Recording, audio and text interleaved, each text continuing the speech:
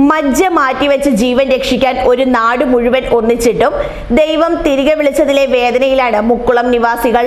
മുക്കുളം വെമ്പാല റോഡിൽ കണക്കുന്നൽ ജോർജ് ജെസി ദമ്പതികളുടെ മകൻ ജിൻഡോ ജോർജിന്റെ ജീവൻ രക്ഷിക്കാനാണ് നാട് ഒന്നായി കൈകോർത്തത്.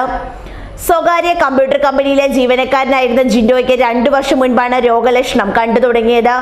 വിവിധ ആശുപത്രികളിൽ ചികിത്സ നടത്തിയെങ്കിലും മജ്ജ മാറ്റിവെക്കലല്ലാതെ മറ്റു മാർഗമില്ലെന്ന് ഡോക്ടർമാർ നിർദ്ദേശിക്കുകയായിരുന്നു.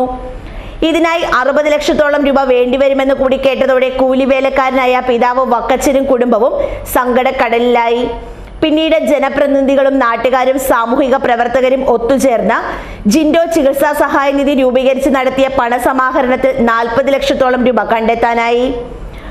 വെല്ലൂർ മെഡിക്കൽ കോളേജിൽ ചികിത്സയിലായിരുന്ന ജിൻഡോയ്ക്ക് ആശുപത്രി ചിലവുകൾ കൃത്യമായി സമിതി എത്തിച്ചു നൽകിയിരുന്നു. 16 മാസത്തോളം അവിടെ ചികിത്സയിൽ കഴിഞ്ഞിരുന്ന ജിൻഡോയെ കഴിഞ്ഞ മാസമാണ് എറണാകുളത്തെ സ്വകാര്യ ആശുപത്രിയിൽ പ്രവേശിപ്പിച്ചത്. ഇതിനിടെ രോഗം മൂർച്ഛിക്കുകയായിരുന്നു. ബുധനാഴ്ച ഉച്ചയോടെ മരണം സംഭവിച്ചു. 4.5 ലക്ഷത്തോളം രൂപ ബില്ല് ആശുപത്രിയിൽ അടയ്ക്കാൻ കഴിയാതെ വന്നു. കയ്യിലുണ്ടായിരുന്ന 1.5 ലക്ഷം രൂപ അടച്ചെങ്കിലും ആശുപത്രി അധികൃതർ പിടിവാശി ഉപേക്ഷിക്കാൻ തയ്യാറായില്ല. തുടർന്ന് Dean Kuriakose MP, TJ Vinod MLA എന്നിവർ ബന്ധപ്പെട്ട് സാമ്പത്തിക ഇളവും ബാക്കി തുകയ്ക്ക് കാലാവധിയും വാങ്ങിയാണ് മൃതദേഹം കുടുംബത്തിന് വിട്ടുകിട്ടിയത്. വീട്ടിലെത്തിച്ച മൃതദേഹത്തിൽ അന്ത്യോപചാരം അർപ്പിക്കാൻ 100 കണക്കിന് ആളുകൾ എത്തിയിരുന്നു. തുടർന്ന് പൊൻകുന്നം ഹോളി ഫാമിലി ഫൊറോന പള്ളി സെമിത്തേരിയിൽ നടന്നു.